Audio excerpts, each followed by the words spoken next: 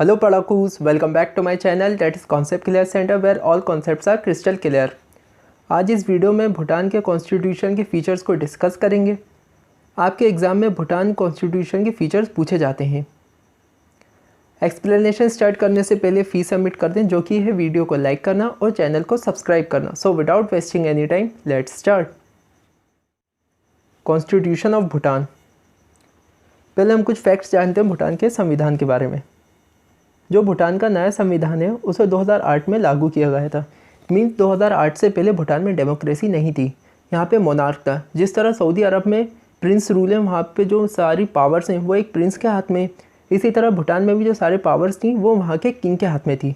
भूटान को kingdom of Bhutan के नाम से भी जाना जाता है। जो नया संविधान है उसके हिसाब से एक प्रीएम्बल, 35 आर्टिकल्स और 4 स्केड्यूल्स हैं। ओके, छोटा सा देश है इसलिए यहाँ पे आर्टिकल्स भी कम ही है। अब फीचर्स के बारे में डिस्कस करते हैं। फर्स्ट आता है डेमोक्रेटिक कॉन्स्टिट्यूशनल मोनार्क। मोनार्क का मतलब होता है किंग रूल किसी भी देश में। जो आर्टिकल 1 है भूटान के नए संविधान का, वो ये बताता है कि जो भूटान है वो डेमोक्रेटिक कॉन्स्टिट्यूशनल मोनार्क है। इसका मतलब ये है थियोरेटिकली वहाँ पे मोनार्क है लेकिन प्रैक्टिकली डेमोक्रेसी है। मीन्स वहाँ पे जो राजा है वो खाली नाम का राजा है, उसके जितने भी पावर्स हैं, जितने भी फंक्शंस हैं, वो वहाँ की इलेक्टेड गवर्नमेंट के द्वारा परफॉर्म किए जाते हैं। ओके, 2008 के बाद से ही भूटान में डेमोक्रेसी आई है। इस लाइन को याद रखिएगा, वहाँ पे राजा तो है लेकिन सिर्फ अब नाम का राजा है, उसके जितने भी पावर्स हैं वो वहाँ की इलेक्टेड गवर्नमेंट के हाथ में है। नेक्स्ट आता है पार्लियामेंट्री सिस्टम। पार्लियामेंट्री सिस्टम में क्या होता है, अगर किसी कंट्री में पार्लियामेंट्री सिस्टम है तो वहाँ की जो सेंट्रल गवर्नमेंट होती है उसके 2 हाउस होते हैं, lower house and upper house. India की बात करें तो इंडिया में भी 2 हाउस है सेंट्रल गवर्नमेंट के, लोकसभा एंड राज्यसभा। इसी तरह भूटान ने भी पार्लियामेंट्री सिस्टम अडॉप्ट किया है, इंडिया और ब्रिटेन की तरह। ब्रिटेन में भी पार्लियामेंट्री सिस्टम है। थर्ड आता है principles of state policy. Principles का मतलब होता है सिद्धांत, स्टेट का मतलब यहाँ पे है कंट्री से, पॉलिसी की मतलब होता है नीति। तो जो देश की नीति होती हैं उसके लिए कुछ सिद्धांत भी बनाए गए हैं। भूटान के नए संविधान में जो देश की नीतियाँ हैं उसके लिए भी कुछ सिद्धांत बनाए गए हैं और ये कंपलसरी है वहाँ के स्टेट के लिए इन प्रिंसिपल्स को फॉलो करना। यहाँ पे स्टेट से मतलब है वहाँ की जो गवर्नमेंट है उसके लिए कंपलसरी है कि इन प्रिंसिपल्स को फॉलो करें। ओके, इन प्रिंसिपल्स में सोशियो राइट्स और इकोनॉमिकल राइट्स जो वहाँ के नागरिक हैं वो भी डिस्क्राइब किए गए। नेक्स्ट आते हैं हमारे fundamental rights and duties of citizen. Fundamental rights हम मौलिक अधिकार को कहते हैं। फंडामेंटल राइट्स एंड ड्यूटीज़ किसी भी देश के नागरिकों के लिए बहुत ज़रूरी होती है। फंडामेंटल राइट्स ये वो राइट्स होते हैं जो हमें एज अ सिटीज़न दिए जाते हैं और कुछ ड्यूटीज़ भी होती हैं हर सिटीज़न की कि वो फॉलो करें। भूटान के नए संविधान में जो फंडामेंटल राइट्स है उसे आर्टिकल 7 में बताया गया है और फंडामेंटल ड्यूटीज़ को आर्टिकल 8 में। ओके, नेक्स्ट आता है हमारा प्रोटेक्शन, मीन्स बचाव। जो भूटान में जितनी भी बौद्ध धर्म से रिलेटेड पवित्र स्थल हैं उनको बचाना ज़रूरी है, वहाँ के सिटीज़न और वहाँ की गवर्नमेंट को। साथ ही साथ भूटान की जो संस्कृति है और भूटान का जो इन्वायरमेंट है उसको भी प्रोटेक्ट करने की जिम्मेदारी वहाँ के सिटीजन्स और वहाँ की सरकार की है। नेक्स्ट आता है unity government with local administration. Unity government का मतलब होता है कि सारे पावर्स जो हैं सेंट्रल गवर्नमेंट के हाथ में होंगे। ओके, इंडिया की बात करें तो इंडिया में यूनिटी गवर्नमेंट नहीं है, पार्लियामेंट्री गवर्नमेंट है। मीन्स यहाँ पे जो पावर्स हैं सेंट्रल गवर्नमेंट और स्टेट गवर्नमेंट के बीच में डिवाइड करें। स्टेट के अपने पावर्स हैं, जो राज्य सरकार है उनकी अपनी शक्तियाँ हैं, और जो केंद्र सरकार है सेंट्रल गवर्नमेंट है उसके अपने पावर्स और अपनी शक्तियाँ हैं। ओके, भूटान छोटी कंट्री इसलिए यहाँ पे यूनिटी गवर्नमेंट है। मीन्स जितने भी पावर्स हैं सेंट्रल गवर्नमेंट के हाथ में हैं। सेंट्रल गवर्नमेंट ने अपने हिसाब से लोकल गवर्नमेंट भी बनाई है वहाँ पे स्टेट्स के लिए।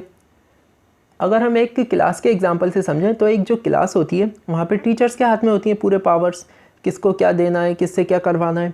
तो टीचर क्या करती है, अपनी रिस्पॉन्सिबिलिटी, अपनी जिम्मेदारी को थोड़ा कम करने के लिए क्लास मॉनिटर बना देती है। ओके, इसी तरह सेंट्रल गवर्नमेंट भी अपने काम को थोड़ा कम करने के लिए लोकल गवर्नमेंट बना सकती है। लेकिन ये जो लोकल गवर्नमेंट बनाती है सेंट्रल गवर्नमेंट यूनिटी गवर्नमेंट के अंडर, उसके जो पावर्स होते हैं लोकल गवर्नमेंट के वो बहुत लिमिटेड होते हैं और वो सेंट्रल गवर्नमेंट के कहने पर ही कोई काम करती है।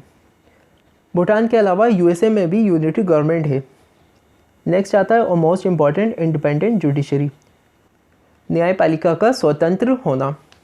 जुडिशरी के इंडिपेंडेंस के लिए कुछ प्रोविजंस बनाए गए, कुछ नियम बनाए गए ताकि जो रूल ऑफ़ लॉ है उसको बचाया जा सके। रूल ऑफ़ लॉ का मतलब होता है सब कानून की नज़रों में बराबर हैं, चाहे आप अमीर हो गरीब हो, किसी भी जाति के हो, किसी भी धर्म के हो, आपको सज़ा दी जाएगी तो कानून के हिसाब से ही दी जाएगी। अगर आपने कोई जुर्म करा है, कोई क्राइम करा है, तो उस क्राइम के लिए जो पनिशमेंट बनाई गई है वो कानून के हिसाब से ही दी जाएगी।